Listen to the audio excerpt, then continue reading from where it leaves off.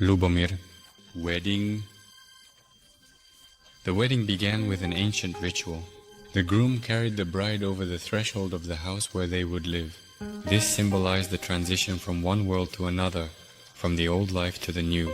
Next, the young couple and guests were welcomed with tables of treats. The elders of the two families organized a feast for everyone, ensuring the new family union was recognized by both communities. The elders of two ancient families organized a wedding feast, inviting communities from both villages. Festive tables for guests and relatives were arranged from north to south. Otherwise, it was believed that the family worlds, and indeed the communities, would not recognize the new family union, nor acknowledge the kinship between the two ancient families. The festive tables for the guests, community members from the two villages, and relatives were arranged in rows from north to south. There was plenty of all kinds of food, dishes, and drinks on them. On the northern side of the hall, there were three main family wedding tables. At the western family wedding table sat the fathers and mothers of the young couple, along with the appointed guardians of the newlyweds. And all the ancient elders from both families. At the eastern family wedding table stood towering idols of the heavenly gods who protect the united families. Behind the eastern table sat the invited priests who performed the ritual of blessing the family union, as well as the priests and priestesses who served the patron gods of these families. On the western and eastern family wedding tables were the finest and most exquisite dishes, foods, and drinks. At the eastern table sat the invited priests, who performed the rite of consecration of the family union, as well as the priests and priestesses who served the patron gods of these clans. On the western and eastern family wedding tables were the finest and most exquisite dishes, foods, and drinks. The family wedding table for the young couple was placed in the middle, separate from the eastern and western tables. It was covered with a white festive tablecloth. With protective symbolism, there were no food items on the table, just a single silver bowl filled with honey kvass or some other honey-based, non-alcoholic drink.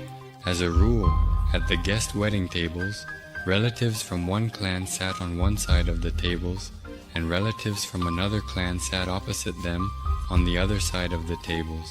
This was done so that guests from related families could get to know each other better and communicate with each other.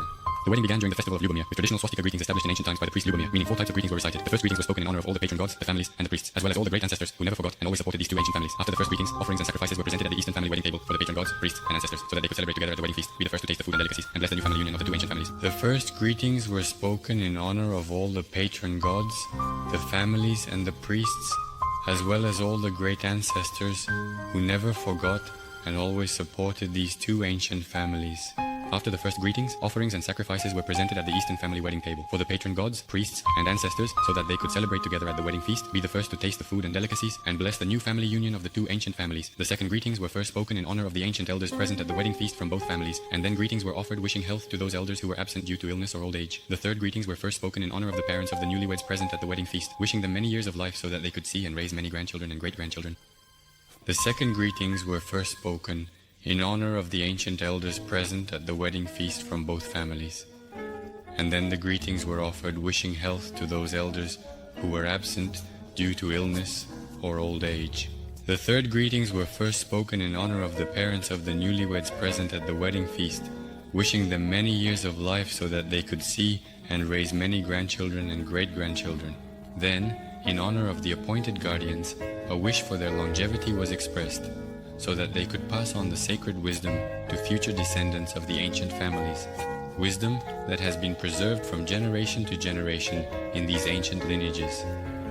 The fourth greeting was first spoken in honor of all the relatives from the two united ancient families and all the guests present at the wedding feast, wishing health and well-being to everyone present, as well as prosperity to all the ancient and united families of the great race.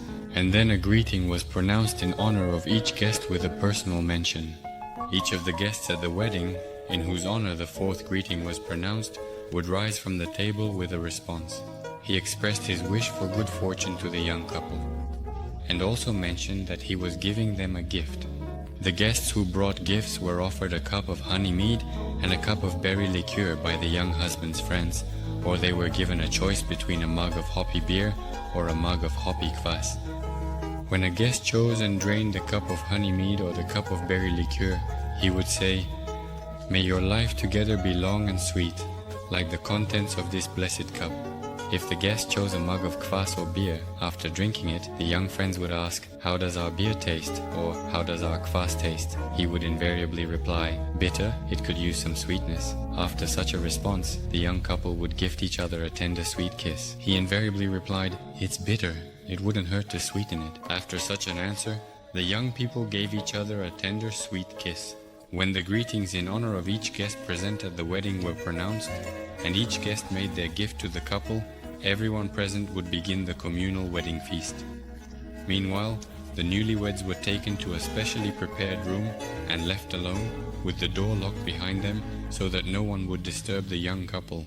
Note, bitter, it could use some sweetness. This wedding expression is related to the fact that the hoppy drink will have a bitter taste, while the drink that the newlyweds consume is sweet. In the room for the newlyweds, there was a beautifully decorated marital bed adorned with flowers, and a sword was placed at the head of the bed to ensure that a boy would be born in the future, continuing the family line. In addition, there was a table set in the room with all sorts of dishes and drinks, but without any alcoholic beverages. From this room, there was a separate passage to the heated bathhouse, so that if needed, the young couple could wash up. Additionally, from the bathhouse, there was a passage to a hidden outdoor restroom. In the morning, the bride, the appointed mother of the young husband, and the woman acting as the matchmaker, Lubomirka, woke them up with the words, "Get up, young ones, the sun has risen, it's time to prepare the feast for the guests." The matchmaker Lubomirka knocked on the door of the room, unlocked it, and waited for the young couple to come out. The young couple emerged from the room with the gifts they had embroidered for each other. The young husband wore a traditional shirt embroidered by his wife during her time as a bride, while she was dressed in a sundress or a scarf gifted to them. The newlyweds went to the kitchen and baked 8 pancakes with various fillings for their parents. The young husband wore a traditional shirt embroidered by his wife during her time as a bride, while she was dressed in a sundress or a scarf gifted to them. The young couple went to the kitchen and made 8 pancakes with various fillings for their parents. After making the pancakes, the young husband served 4 pancakes to his wife's parents, while his wife served pancakes to her husband's parents. With this ritual, the young couple showed respect to each other's parents and invited them to undergo a name trial of their lineage, as required by the ancient family law established in deep antiquity by the wise priest of Belovodje, Lubomir, a faithful servant of God Svarog. The essence of the name trial of the lineage was as follows. Each of the parents of the young couple, with their eyes closed and after tasting the pancake with filling, had to correctly identify what filling they had received. If a parent correctly guessed the filling of the pancake, the young couple would bow to him and say, "Our child, in your honor, it will be named after you." If any of the parents failed to guess the filling of the pancake by taste, the young couple would bow deeply to them and say, "Our child, in your honor, the priests of the gods will name it after our ancient ancestor." Parents who failed to guess the filling of the pancake were supposed to gift the newlyweds some animals for their household, for it was believed that when the young couple had children, they would shy away, fear, and avoid their own grandparents. If all the parents guessed the filling, then the children were named accordingly. The first son was named in honor of the god who protects the lineage of the young husband. That's why the first son was called the firstborn. The second son was named after the husband's biological father, the third son after the wife's biological father, the fourth son after the husband's appointed father, and the fifth son after the wife's appointed father. When a girl was born, the child was named in the following way. The first daughter was named after the goddess who protects the young wife's family. The second daughter was named after the wife's biological mother. The third daughter was named after the husband's biological mother.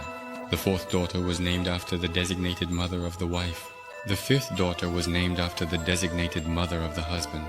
According to the family law of Lubomir, each family must have at least 9 children, and a complete family is considered to be one that has a hereditary circle, meaning 16 children.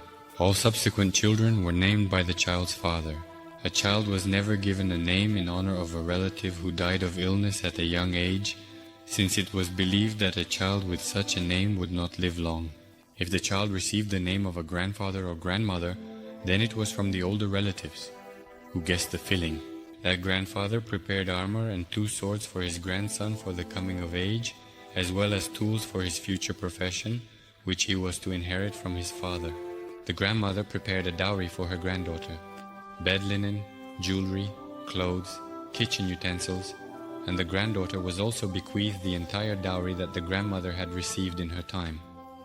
The same was prepared by the designated parents of the young couple for their grandchildren named in their honor. On Lubomir's second day, after the family naming ceremony, the newlyweds set tables for guests. Designated parents greeted guests at the gates, holding bags for gifts. Their friends and girlfriends, along with the designated parents, headed to the gates to greet the guests. The designated parents held bags and baskets for gifts, while the guys and girls carried jugs of frothy beer, kvass, and mead, as well as carved items. Hot dishes with warm pancakes. The betrothed mothers, welcoming the guests, would offer them a ladle, and a conversation would take place between them. "What would you like, good people?" "To look at the young ones, to admire their beauty." The guests replied, "It's a waste of time to look, your eyes will hurt. And if not for free, then we will please your pure soul." "What would you like to drink on your journey?" After choosing, the guest received a full ladle, symbolizing peace in the new family. The guest drank and placed a gift in a pouch, then moved to the yard table. Young ones served various dishes, urging, "Taste everything, so no one can say you missed anything." When all guests gathered, the feast began, with the newlyweds hosting, and the young ones on both sides attended to the guest, serving him various dishes on a plate, saying, "Taste everything, so that no one can say you saw something on the tables but didn't try it." When all the guests gathered at the tables, the joyful feast began, and the newlyweds attended to the guests as hosts. The most honored guests on the second day of Lubomir's wedding were the priest and priestess invited to the festive feast from the nearest shrine. At the end of the wedding feasts, the priest and priestess were gifted with rich presents so that they would watch over the new family, and great offerings and gifts were made to all the ancient ancestors of the 2 allied clans.